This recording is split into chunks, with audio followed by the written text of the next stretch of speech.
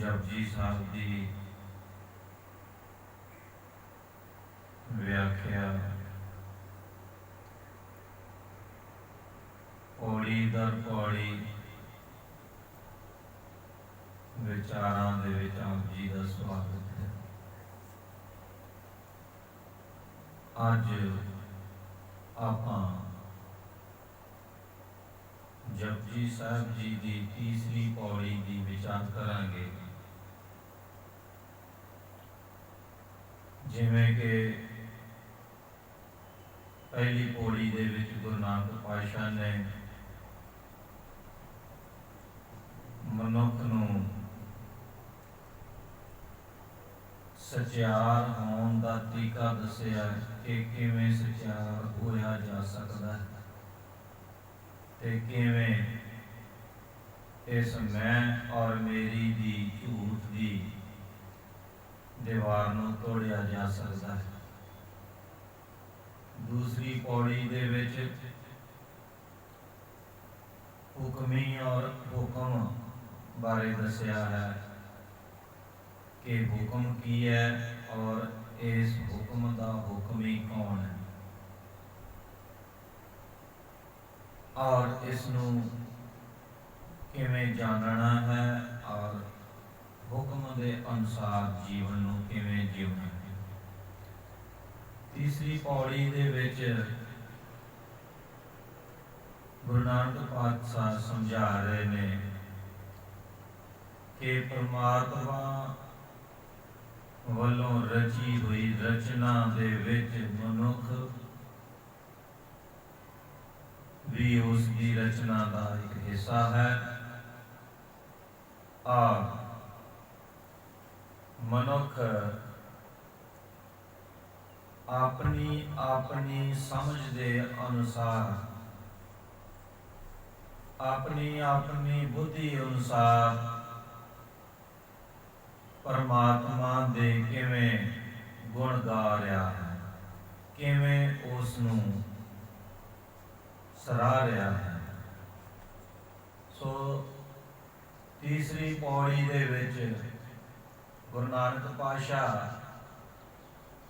कहते ने कि गावे को तान होवे किसै तान, गावे को दात जाने निशान, गावे को गुण वडियाई आचार, गावे को विद्या विखम विचार,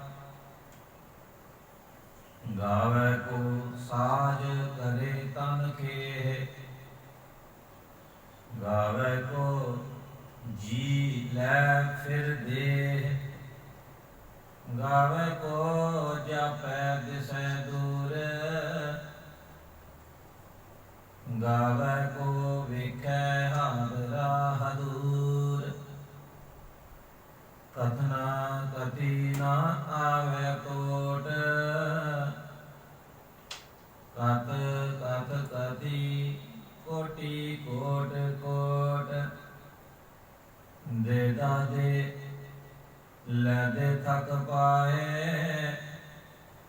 जुगा जुगंतर खाही खाहे, हुक्मे हुक्म चलाए राहो, नानक विकसै वे परवाहो। सो ये तीसरी पौड़ी दे आओ आपां विचार करिए। मालिक सच्चे पातशाह कृपा करे, रहमत करे, बख्शिश करे, मेहर करे।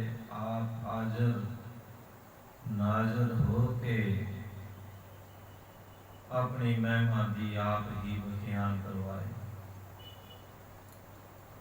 तेरे कवन कवन गुण कह गावा,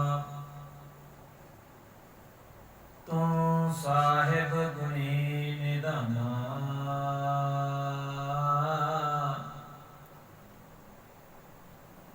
तेरी महिमा वर्ण न सको, ਤੂੰ ਠਾਕੁਰ ਊਚ ਭਗਵਾਨਾ। ਵਾਹਿਗੁਰੂ ਵਾਹਿਗੁਰੂ ਵਾਹਿਗੁਰੂ। ਗੁਰੂ ਨਾਨਕ ਪਾਤਸ਼ਾਹ ਤੀਸਰੀ ਪੌੜੀ ਦੇ ਵਿੱਚ ਸਮਝਾ ਰਹੇ ਨੇ ਕਿ ਗਾਵੇ ਕੋ ਤਾਣ ਹੋਵੇ ਕਿਸੇ ਤਾਣ। ਕਹਿੰਦੇ ਕਈ ਮਨੁੱਖ ਉਸ ਪਰਮਾਤਮਾ ਨੂੰ ਗਾ ਰਹੇ ਨੇ, ਕਿੰਨਾ ਕੁ ਹੋਵੇ ਕਿਸੇ ਤਾਣ। ਤਾਣ ਤੋਂ ਭਾਵ ਜਿੰਨੀ ਕੁ ਉਹਨੂੰ ਸਮਝ।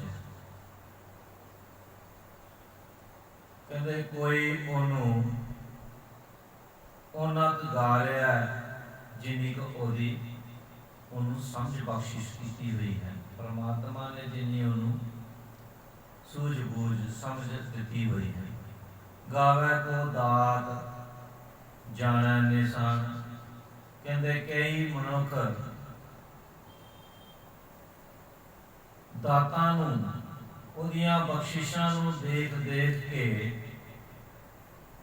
ਗਾ ਰਹੇ ਨੇ ਕਿ ਉਹ ਪਰਮਾਤਮਾ ਦੀਆਂ ਦਿੱਤੀਆਂ ਹੋਈਆਂ ਬਖਸ਼ਿਸ਼ਾਂ ਨੇ।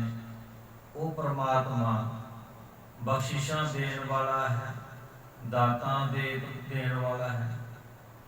ਸੋ ਉਸ ਨੂੰ ਦਾਤਾਰ ਸਮਝ ਕੇ ਗਾ ਰਹੇ ਨੇ। ਗਾਵੇ ਕੋ ਗੁਣ ਵਡਿਆਈਆ ਚਾਰ।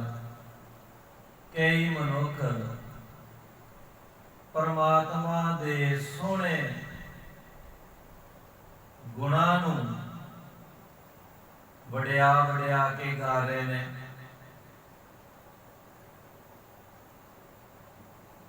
ਗਾਵਾ ਕੋ ਵਿਦਿਆ ਵਿਖਮ ਵਿਚਾਰ। ਇਸ ਤੁਕ ਨੂੰ ਥੋੜਾ ਸਮਝਣਾ ਪਊਗਾ। ਗੁਰੂ ਨਾਨਕ ਪਾਤਸ਼ਾਹ ਕਹਿ ਰਹੇ ਨੇ ਕਿ ਕੋਈ ਵਿਦਿਆ ਭਾਵ ਫਿਲਾਸਫਰ, ਕੋਈ ਪਰਮਾਤਮਾ ਦੇ ਪਿਆਰਿਆਂ ਵੱਲੋਂ ਲਿਖੀ ਹੋਈ ਰਚਨਾ ਜਾਂ ਸਾਇੰਟਿਸਟ ਵੱਲੋਂ ਕੀਤੇ ਗਏ ਖੁਲਾਸਿਆਂ ਦੇ ਆਧਾਰ ਤੇ ਪਰਮਾਤਮਾ ਦੇ ਗੁਣਾਂ ਨੂੰ ਗਾ ਰਿਹਾ।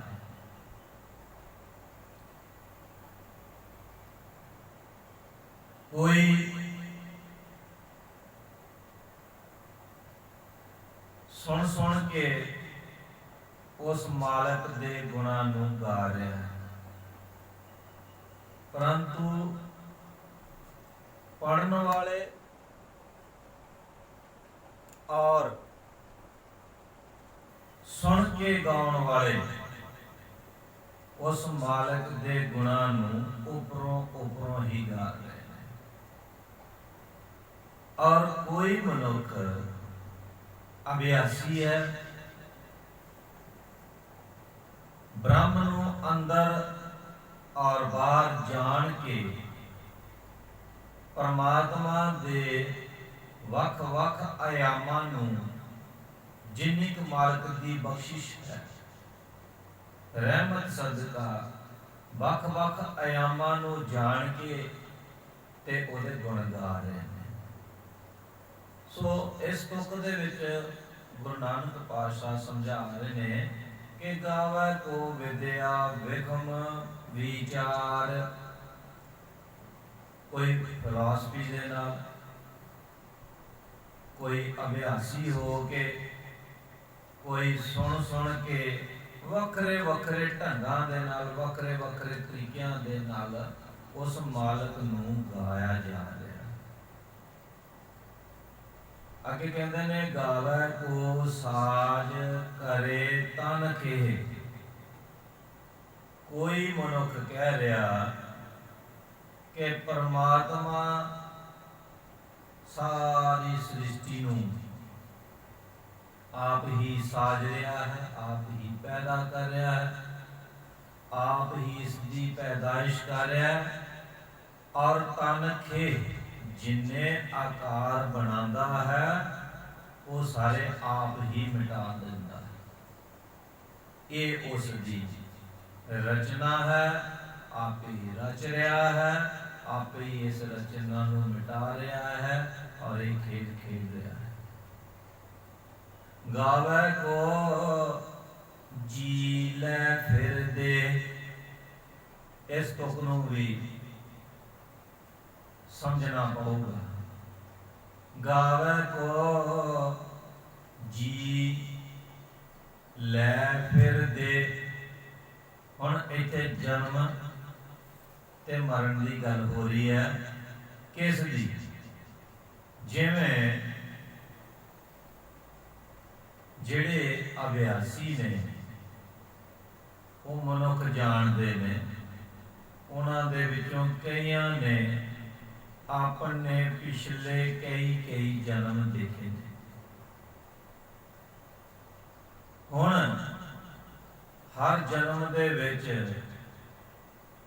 वो वक्री देह दे विच आउंदे ने, वक्रे शरीर वक्रे जिस्म दे विच आउंदे ने।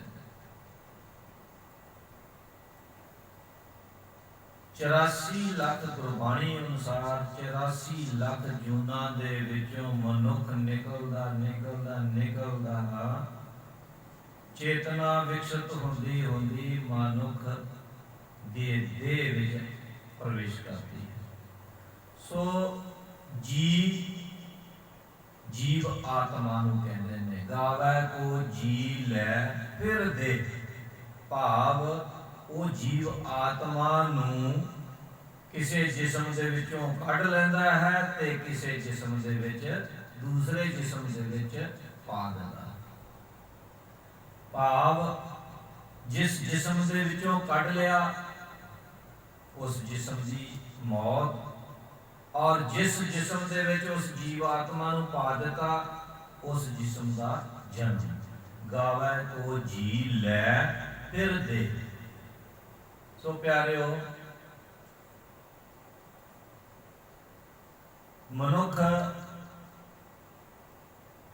दे बार बार जन्म होने का ये सबूत गुरु नानक पातशाह दे रहे हैं।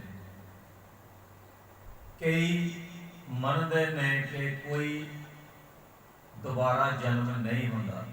सो इत्थे गुरु नानक पातशाह आपां नूं समझा रहे हैं और गुरबाणी दे विच बार बार मनुख नूं समझाया जा रहा है कि भाई ये तैनूं मौका मिलिया, हुण तूं मालक दे नाल मिल सकदा। मनुखा जन्म दे विच आके तू मालिक नाल मिल सकता। जीव आत्मा की है? जीव आत्मा जिन्ना जो दिखाई दे रहा है, मनुख का जिस्म जो दिखाई दे रहा है, ये केवल ते केवल कर्म इंद्रियां दिखाई दे रही हैं। ये भौतिक शरीर है, बायोलॉजिकल मटीरियल का बनया होया। 4 तत्व ने, इहदे विच एक 5वां तत्व है जिसनूं आपां एथिकल बॉडी कहते हैं, सूक्ष्म शरीर भी कहा जाता है। उस सूक्ष्म शरीर का सूक्ष्म संसार दे नाल संबंध है, स्पिरिट वर्ड दे नाल उसका संबंध है। उस दे विच चेतना जो जान रही है और सारियां ही ज्ञान इंद्रियां और चेतन अवचेतन मन सारा उहदे विच कंटेन्ड है और उस नूं जीव कहा गया है। वो जीव है, जीव आत्मा। सो प्यारिओ, इस जीव और आत्मा का उदों तक संबंध है उदों तक ये इकट्ठे ने जदों तक मनुख भगती करदा करदा अभ्यास करदा करदा अपनी सुत नूं इन्ना उच्चा नहीं लै जांदा जिथे आत्मा और परमात्मा दा मिलाप हुंदा है। जिवें ही आत्मा और परमात्मा दा मिलाप हुंदा है तां उस उपरंत आपां ये कह दिंदे आ कि ये हुण ब्रह्म लीन हो गया, ब्रह्म का ज्ञान हो गया। और प्यारिओ जिवें ही जिस्म नूं इस जीव आत्मा ने छड़ना है तां आत्मा परम आत्मा दे विच विलीन हो जाएगी और जीव दा संबंध आत्मा नालों टुट जाएगा। इस नूं मोक्ष किया गया। सो गावे को जी लै फिरदे कोई कई मनुख उस मालक नूं इस तरीके नाल गा रहे ने कि वो जी लै मार भी दिंदा है ते फिर दूसरे जिस्म दे विच पा भी दिंदा है, फिर दे भाव फिर उस जिस्म दे दिंदा है। एक जीव एक जिस्म दे विचों कट के दूसरा जिस्म दे दिंदा है। गावे को जापै दिसै दूर। कई लोग ये समझते हैं कि परमात्मा सतवें आसमान से है, परमात्मा किते दूर बैठ के इस सृष्टि नूं रच के ते देख रहा है। कई मनुख कह रहे हैं गावे को वेखै हादरा हदूर। कई मनुख कह रहे हैं कि परमात्मा बिल्कुल अंग संग है, हादरा हदूर बिल्कुल नेड़े तो नेड़े अपने कोल विराजमान। सब अपनी अपनी समझ के अनुसार उस मालिक नूं गा रहे ने, परमात्मा नूं गा रहे ने। कथना कथी ना आवे तोट। हुण उस परमात्मा नूं कथन वालियां ने, बयान करने वालियां ने अपनी समझ अनुसार उसनूं गा रहे ने, परंतु उहदे गुणा दे विच कमी नहीं कोई आई। कथना कथी ना आवे कोट। जिन्ने मर्जी गुण गाई लो उहदे गुण कदी खत्म नहीं हो सकते। कथ कथ कथी कोटि कोट कोट।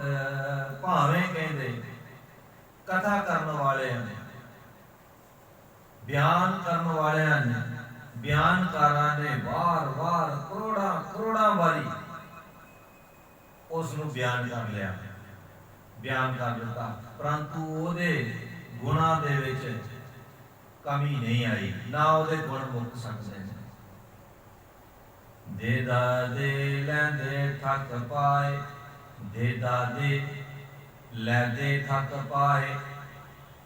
हुण कहंदे ने वो दातार पिता दाता दे ही जा रहा, दे दे दाता दे ही जा रहा, पर लैंदे थक पाए, पर लैण वाले मुक जाते हैं। वो दाता लेंदे लेंदे अपना जीवन लीला खत्म कर जाते हैं। जुगा जुगंतर खाई खाए। वो मालक सच्चे पातशाह दे ही जा रहा, और जुगा जुगंतरा तो जदों की सृष्टि पैदा की है उस पाक ने, उदों तो ही वो दे ही जा रहा ते आपां सारे भोगी जा रहे, ओदियां दित्तियां होइयां दातां नूं भोगी जा रहे। हुक्मे हुक्म चलाए राहो। गुरु नानक पातशाह कह रहे हैं हुक्म ही किया गया परमात्मा नूं। हुक्म ओदे खेड़ अनुसार, ਉਹਦੇ आदेश अनुसार चलाए रहो। जदों की सृष्टि पैदा की हुई है, जदों की उस मालिक ने इस सृष्टि की रचना की हुई है, अपने हुक्म अनुसार वो उस उदों तो ही इस सृष्टि की देखभाल कर रहा और इस नूं चलाई जा रहा। कदों तक चलाएगा? जदों तक उसकी मर्जी होगी। हुक्म ही हुक्म चलाए रहो, नानक विकसै बेपरवाह। गुरु नानक पातशाह ये सारे वख-वख तरीकों नाल मनुखां वल्लों मालिक दे गुणां नूं गाउण नूं विग्यान करन उपरंत आखिर दे विच आपां नूं इह समझा रहे ने कि हुक्म ही हुक्म चलाए रहो। कहंदे कि परमात्मा ने अपनी मर्जी अनुसार, अपने हुक्म अनुसार इस सृष्टि नूं रचिया और चलांदा आ रहा है और चलाई जा रहा है। नानक कहते हो नानक विकसै बेपरवाह। पर कहते परमात्मा वो बेपरवाह परमात्मा अपनी इस रचना नूं देख देख खुश हो रहा, प्रसन्न हो रहा। विकसै प्रसन्न हो रहा। बेपरवाह परमात्मा किस नूं दे के? अपनी रची हुई रचना नूं। की दे के? कोई की कर रहा, कोई की कर रहा, कोई की कर रहा, सब अपने अपने मन अनुसार खेडां खेड रहे हैं और मालिक ये देख देख के खुश हो रहा। सो प्यारिओ, तीसरी पौड़ी दे विच संखेप दे विच जे कहिए ते गुरु नानक पातशाह ने आपां नूं ये समझाया है कि भाई जो भी मनुख कुछ भी कर रहा है, जो कुछ भी कर रहा है, वो अपनी सूझबूझ और समझ के अनुसार कर रहा है। सब अपनी अपनी समझ अनुसार उस मालिक के गुणां नूं गा रहे ने। आपां नूं किसी दे नाल भी नफरत नहीं करनी चाहिए। सो प्यारिओ, जेकर कोई भी व्यक्ति किसी भी तरीके नूं अपना के, चाहे वो फिलोसफर बन के रचनावां नूं पढ़ के गा रहा, चाहे वो कथावाचकां तो सुन सुन के गा रहा है, ते चाहे वो अभ्यासी हो के गा रहा है। भाव के चाहे उसने प्रैक्टिकली ब्रह्म दे गुणां नूं जां ब्रह्म नूं जान के उहदे गुणां नूं गा रहा है। सो आपां नूं मकसद इन्ना है कि उहदे गुण सुन सुन के गुणां नूं दी सांझ पा पा के अपने अंदर भी आपां वो गुण पैदा कर सकीए। सो प्यारिओ, जितने भी संत साधु गुरु साहिबान या जो भी अभ्यासी हुए ने, उन्होंने